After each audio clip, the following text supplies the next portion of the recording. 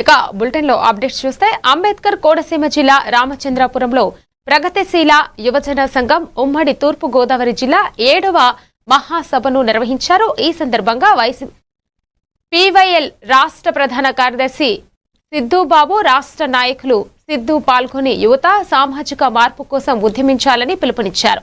దేశభక్తి, సామాజిక చైతన్యాన్ని పెంపొందించుకొని దోపిడీ వ్యవస్థ నిర్మూలనకు కృషి చేయాలని సూచించారు.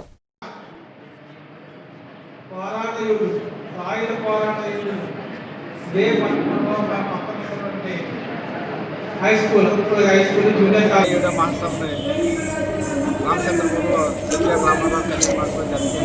అలాగే రాష్ట్ర మహాసభలు కూడా ఇదే సీజన్లో ఉన్నాయి. ఈ నెల 29 నిరుద్యోగ సమస్య పరిష్కరించడంలో విఫలమయ్యారని సందర్భంగా చెబుతూ ఉన్నాం. యువతి ఎవరైతే ఉన్నారో వాళ్ళు ఎన్నికల ముందుని వాడుకొని ఎన్నికలు అయిపోయిన తర్వాత సింపేని ఇతరులా వదిలేస్తూ ఉన్నారు. ఈ దేశంలో, ఈ రాష్ట్రంలో కానీ మన రాష్ట్రంలో ప్రధానంగా 23,000 ఖాళీ పోస్టులు ఉన్నాయి. అలాగే 13,500 కానిస్టేబుల్ పోస్టులు ఖాళీగా ఉన్నాయి. అలాగే బ్యాక్గ్రౌండ్ పోస్టులు ఖాళీగా ఉన్నాయి. వాటిని తెలియజేస్తా ఉన్నాం. రేపు రానున్న కాలంలో ప్రతి సంవత్సరం కూడా జనవరిలో జాబ్ క్యాలెండర్ రిలీజ్ చేస్తారని జగన్ గవర్నమెంట్ చెప్పింది. ఈ తెలుగుదేశం కూటమి గవర్నమెంట్ కూడా చెప్పుకుంటున్నది. యూట్యూబ్ లేదు, నిరుద్యోగం పెరిగిపోతుంది, రైతాంగం చనిపోతూ ఉన్నారు, చేనేత కార్మికులు చనిపోతూ ఉన్నారు.